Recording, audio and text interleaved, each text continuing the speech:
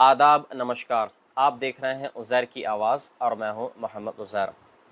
आज की जो ख़बरें हैं ईरान और इज़राइल की, वो पूरी तरीके से जब आप ये ख़बरें सुनेंगे तो आप चौंक जाएंगे कि इज़राइल के अंदर और ईरान के अंदर इस टाइम क्या चल रहा है और दोनों का मकसद इस टाइम क्या है।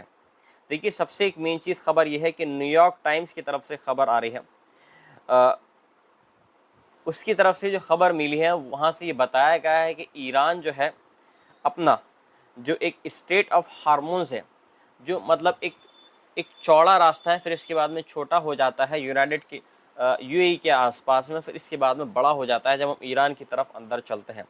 जो एक संकरा ये रास्ता है, उसको उड़ाने के लिए अगर भविष्य में ज़रूरत पड़ी तो अपनी नेवी और अब जो उसकी जो डिफेंस सिस्टम्स हैं उसको उसने एक्टिव करना शुरू कर दिया है, ताकि आने वाले टाइम में अगर ज़रूरत पड़ी तो स्ट्रेट ऑफ हार्मोन्स को बिल्कुल वो ख़त्म कर सके और जहाँ से पूरे वर्ल्ड का 20% ऑयल एक्सपोर्ट होता है।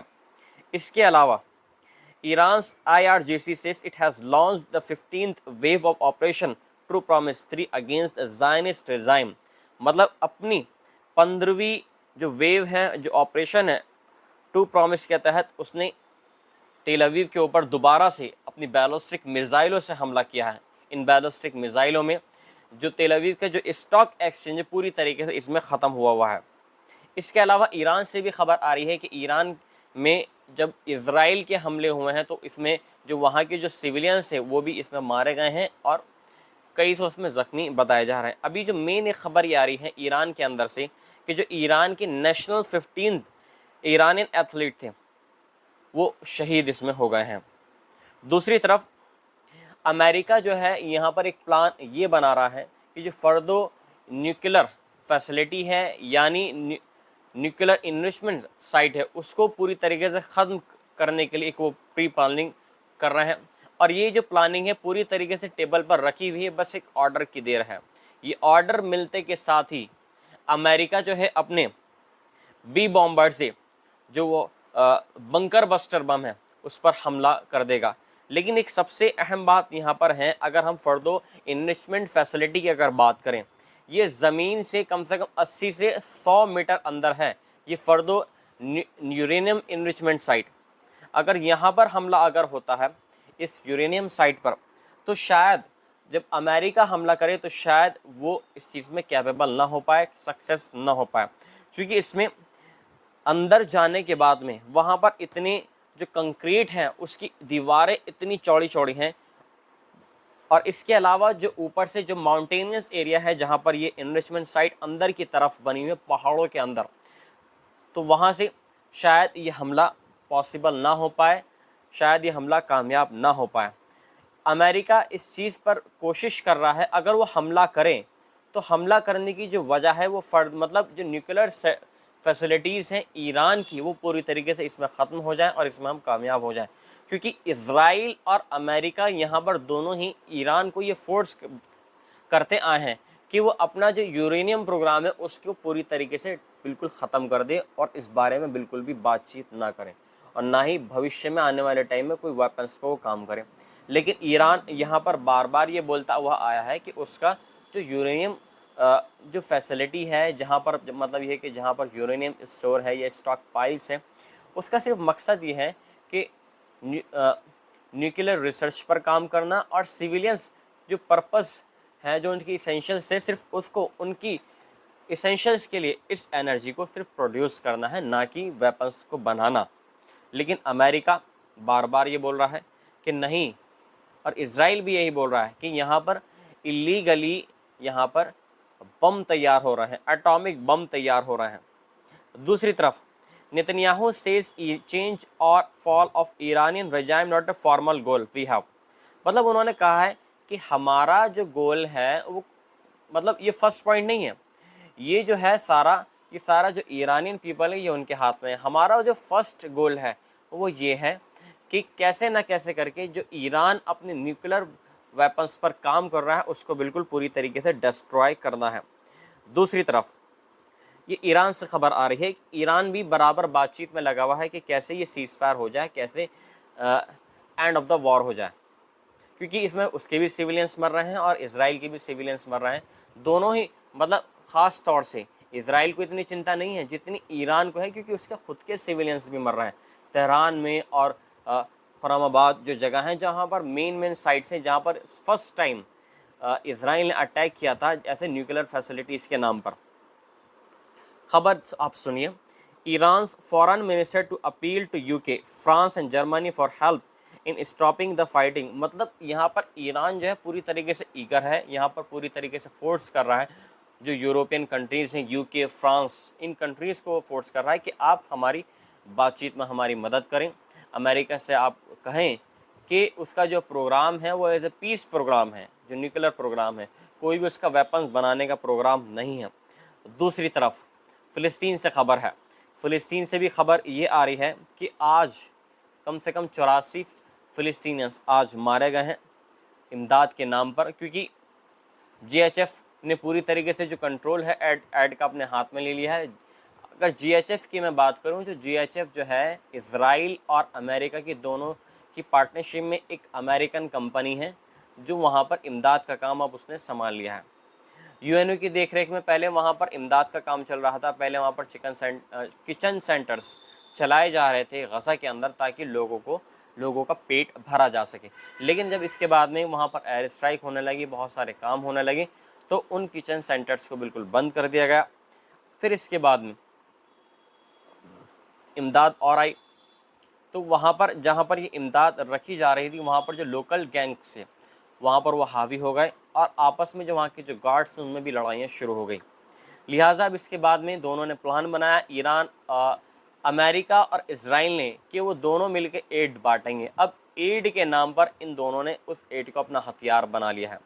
फर्स्ट टाइम जब ये एड बांटने का काम शुरू हुआ जीएचएफ की देखरेख में, तो इसमें लाखों की तादाद में वहाँ पर लोग जमा हो गए और इसराइल की आर्मी यानी आईडीएफ ने वहाँ पर शूटिंग कर दी और इस शूटिंग में बहुत से लोग इसमें मारे गए और ऊपर से भी एयर स्ट्राइक इसमें हुई। तो आप ये देखें, एड के नाम पर यहाँ पर लोगों को भूखा मारा जा रहा है और लोगों को मारा जा रहा है।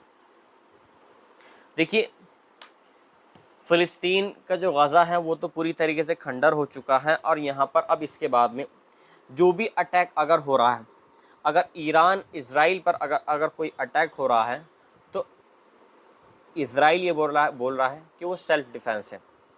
अगर इसराइल ईरान पर अटैक कर रहा है तो वो सेल्फ़ डिफेंस है।